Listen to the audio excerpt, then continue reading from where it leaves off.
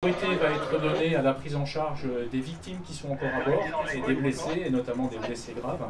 L'alerte a été donnée à 9h37 ce mardi matin. Une explosion aurait eu lieu à bord du Général Guisan, mais pas de panique, il s'agit là de l'exercice Novi-Léman 2023. Mettant en œuvre plusieurs dispositifs de secours, cette simulation a pour but de tester et d'améliorer l'efficacité et la coordination des différents services de sécurité. On a deux principaux objectifs.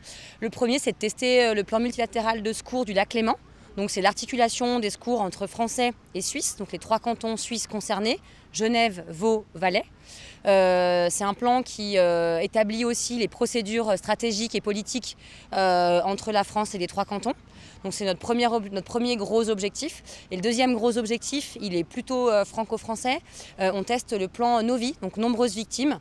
C'est vraiment l'installation de l'ensemble des structures de soutien des victimes, comme on peut le voir là sur le port de Rive. Il n'aura fallu qu'une vingtaine de minutes pour que les secours soient sur place. Parmi les 120 victimes, un premier tri se fait directement sur le bateau. Les plus valides sont installés dans la nacelle, ils sont 46, et les autres sont évacués par bateau. Un travail de fourmi qui se fait en mer mais également sur terre. Les secours voient arriver les fausses victimes au rythme des bateaux. Alors que quelques heures auparavant, cette pelouse sur le port de Thonon-les-Bains était vide, elle est désormais recouverte de postes de secours avancés. Il y a environ une demi-heure de montage à partir du moment où les 4 camions sont arrivés. Dans le département de la Haute-Savoie, on a 4 camions donc, du poste médical avancé qui sont répartis aux 4 coins du département pour avoir vraiment un maillage le plus efficace possible.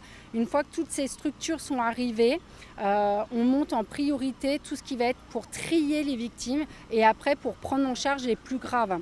Et ensuite, on monte les secondes tentes pour ce qui va être les urgences relatives, donc les blessés légers.